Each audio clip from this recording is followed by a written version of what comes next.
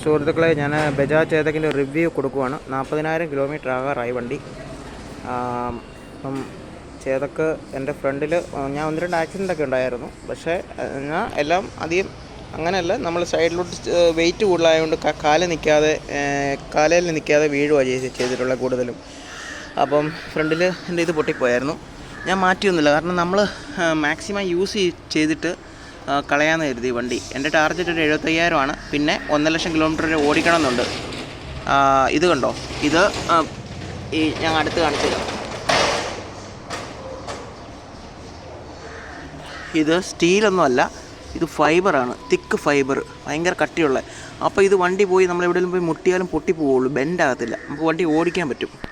അപ്പം അതാണ് ഇതിൻ്റെ ഒരു ബെനിഫിറ്റ്.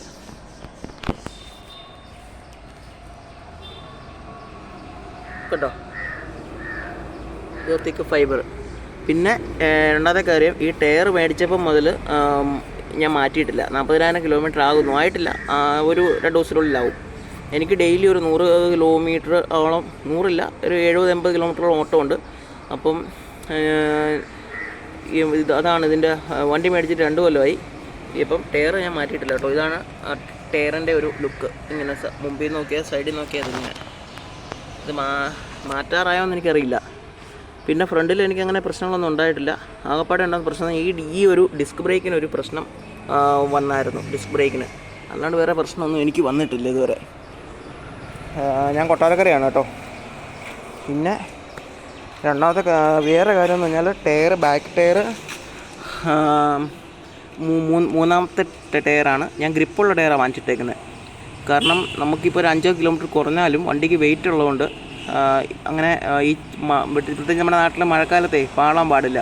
അതുകൊണ്ട് അങ്ങനെ കുഴപ്പമില്ല. ഞാൻ ഇതിനു മുമ്പ് ഇട്ടത് ആദ്യമേ കിടന്ന അപ്പോളോ ടയറാണ്. പിന്നെ രണ്ടാമത് കിടന്നത് മറ്റേ നമ്മുടെ മിഷലിൻ്റെ ടയറാണ്. അത് നല്ല ടയറാണ്. പക്ഷേ അത് എനിക്ക് കിട്ടാത്തതുകൊണ്ട് മൂന്നാമത്തെ ഇപ്പോൾ ഇട്ടത് റൈസൺ എന്നൊരു കമ്പനിയുടെ ടയറാണ്. പക്ഷേ ഇതിനേക്കാൾ നല്ലത് മിഷലാണ്. പൈസ ഉള്ളവരത് മേടിച്ചിടുക. അതാകുമ്പോൾ എനിക്കൊന്ന് 1,500 രൂപ എങ്ങാണ്ടാവും. ഇതിനേക്കാളും 200 രൂപ കൂടുതലാണ്. അതാണ് നല്ലത്. അത് ഒട്ടും പാളത്തില്ല. അപ്പം ഇത് കുഴപ്പമില്ല, എന്നാലും ഓക്കെയാണ്. പിന്നെ എനിക്കുണ്ടായ പ്രശ്നം എന്ന് പറഞ്ഞാൽ ഈ ഒരു സാധനം ഉണ്ടല്ലോ,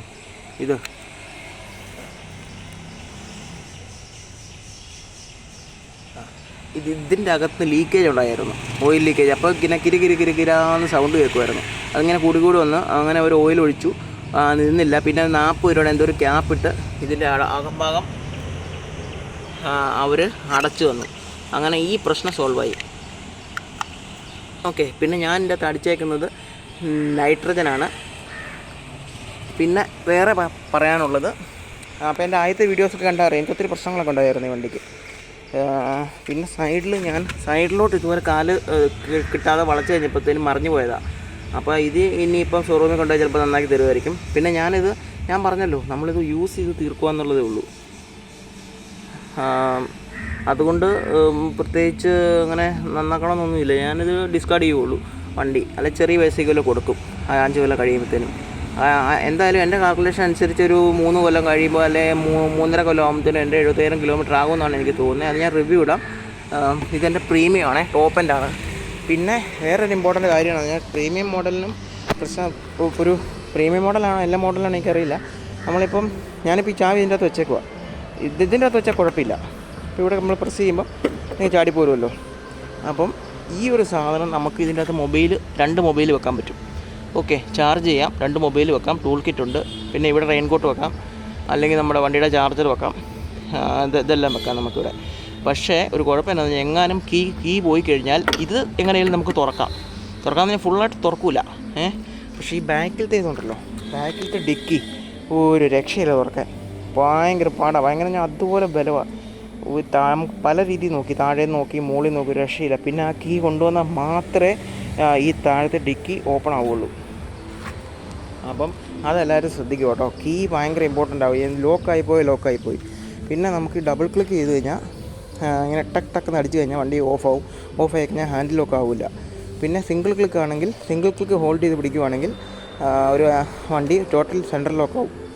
ഞാൻ കാണിച്ചു തരാം. ഇത് ഓപ്പൺ ചെയ്ത് ഞാനിപ്പോൾ കാണിച്ചു തരാം. ഇപ്പോൾ കിലോമീറ്റർ നിങ്ങൾക്ക് നോക്കിയോ. ഞാനിങ്ങനെ എല്ലാ 2, 3, 4 മാസം കൊണ്ടുമ്പോൾ റിവ്യൂ ഞാൻ ചെയ്യാറുണ്ട് ഈ വണ്ടിയുടെ.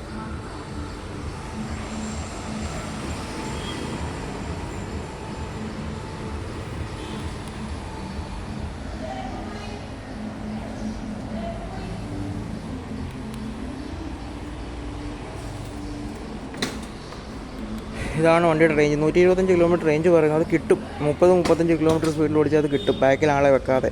നമ്മളിപ്പോൾ 2 പേര് പോവുകയാണെങ്കിൽ 40 കിലോമീറ്റർ ആവറേജ് സ്പീഡാണ്, 80 കിലോമീറ്റർ എന്തായാലും കിട്ടും. ബാക്കി 20% ചാർജും കാണും. അപ്പോൾ എന്നെ സംബന്ധിച്ച് ഈ വണ്ടി എനിക്ക് ഭയങ്കര ലാഭമാണ്. ഭയങ്കര ലാഭമെന്ന് പറഞ്ഞാൽ ഭയങ്കര ലാഭമാണ്. പിന്നെ ഞാനിത് വാങ്ങിക്കാൻ കാരണം ബജാജ് കമ്പനിയുടെ ആയതുകൊണ്ടാണ്. ഇത് ഡബിൾ ക്ലിക്ക് ചെയ്യുമ്പോൾ ഇതങ്ങ് ഓഫ് ആവും. കണ്ടോ, ഓഫായത്. അപ്പോൾ നമുക്കിത് തിരിക്കാൻ പറ്റും. അതാണ് എൻ്റെ പ്രധാനപ്പെട്ട കാര്യം. അപ്പം ബജാജിൻ്റെ വണ്ടി മേടിക്കാൻ കാരണം പറഞ്ഞാൽ ബജാജ് വലിയൊരു കമ്പനി ആയതുകൊണ്ടൊന്നുമല്ല. പക്ഷേ നമുക്ക് ഞാൻ ഓൾറെഡി നേരത്തെ എവിടെയോ പറഞ്ഞിരുന്നു, ഒരു $multi-million ഇൻവെസ്റ്റ്മെൻറ്റ് അവരുടെ. അപ്പോൾ അവർക്ക് എന്തായാലും ഒരു വണ്ടി 1 ലക്ഷം പേരിൽ ഒരാൾ കംപ്ലയിൻറ്റ് കൊടുത്താൽ മതി ചീത്തപ്പേരുണ്ടാകാൻ. അപ്പം നമുക്കിതപ്പം തന്നെ വണ്ടി പെട്ടെന്ന് പൈസ കൊടുത്താണെങ്കിലും പെട്ടെന്ന് നമുക്ക് വണ്ടി റെഡിയായി കിട്ടും. അപ്പം ഇത്രയേ ഉള്ളൂ എൻ്റെ റിവ്യൂ.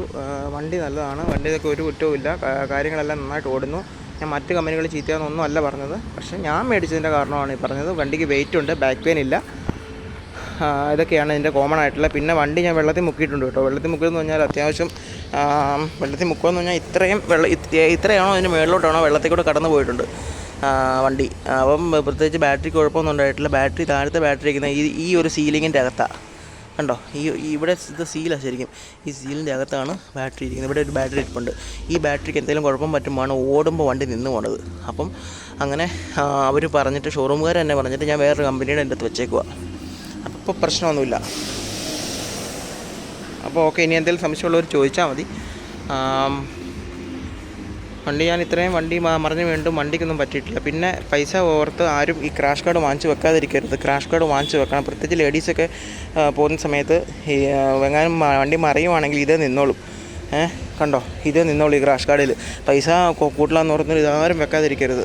ഇത് വെക്കുമ്പോൾ നമ്മളെ കാല് തീർച്ചയായിട്ടും സേഫാവും. എങ്ങനെ മറിഞ്ഞാലും ഈ കാല് നമ്മുടെ വണ്ടിയുടെ ഇത് മുട്ടത്തില്ല ഇതുമായിട്ട്. ഓക്കെ, അപ്പോൾ ഇത്രേ ഉള്ളൂ.